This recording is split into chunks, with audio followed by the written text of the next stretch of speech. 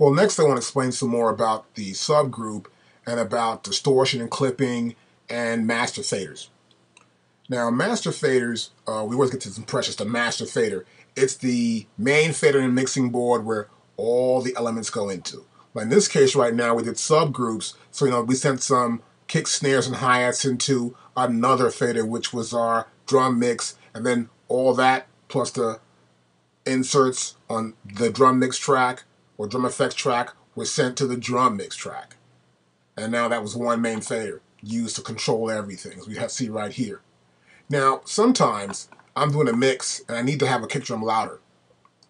And we'll do it right now. We're just going to go a little too loud now, kick drum. We're going to make it way too loud, more than what we need. I'll bring this down so we don't distort anything here. I want to make sure it's not too loud, and I'll press play.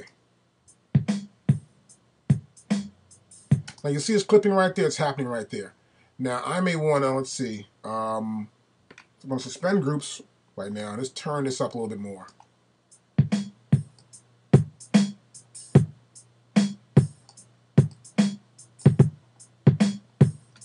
And then it's going to be a little too loud. I want to make it too loud, just loud enough. Now we got this clipping going on right here. That's too loud. I'll bring this down somewhat again. And now you see here, it's too loud. It's too loud for this mix. It's clipping this right here. But I may want to keep that drum there. Now you got to realize we're on a digital world. This is not analog where we have the tape running and it's analog and it's too much saturation, where it sounds pretty warm and pretty cool in the old days.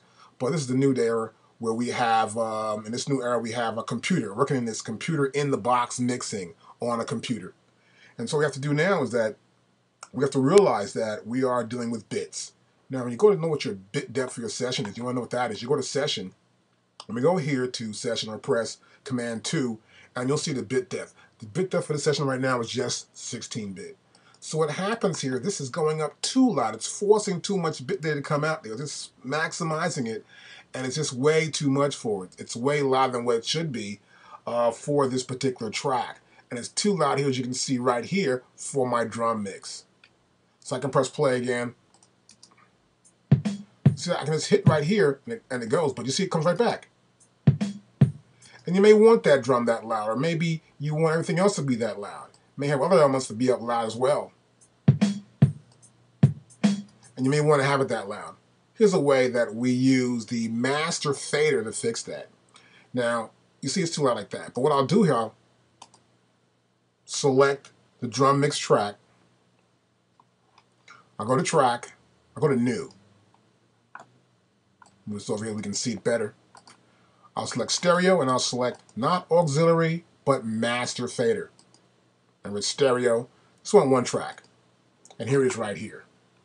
Now you see, it's looking for a track to go to. So the main output's already taken over, which is that 1 and 2 in my inbox. So we went to the next available output, which would be the vocal chorus, would be the next bus assignment.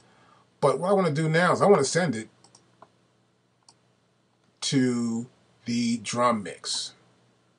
And what's happening here now is that everything's going to go to the master fader first and then go to the drum mix. Now watch this. See, now it's still distorting, still too loud, right? Now watch this. I'm going to bring this down. I'm going to bring this master down.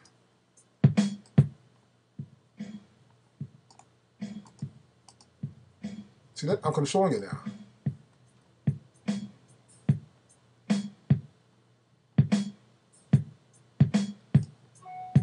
I'm controlling it much more now than before.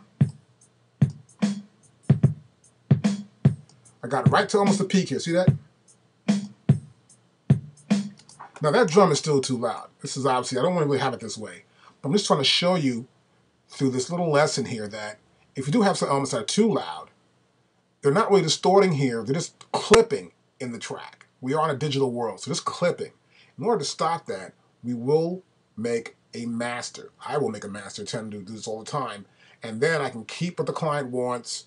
The master's there, it's holding back the clipping, and it's feeding my overall submix controller, which is my drum mix right there. So I can remove this actually. If I pull this out now and say no input, and play it back, we still have that clip going, see? So you can see what's happening here. you can see what's happening. You can actually see it, and you understand it now. And now it's gone because this master's controlling that output. And that's how we can use master faders. Besides being an actual master for the overall session, the master fader in this case is used to control the clipping, and it's like a post. So that means this is post everything else, and it's sending it right here to our drum mix track. Now, my next video, I'm going to talk more about master faders.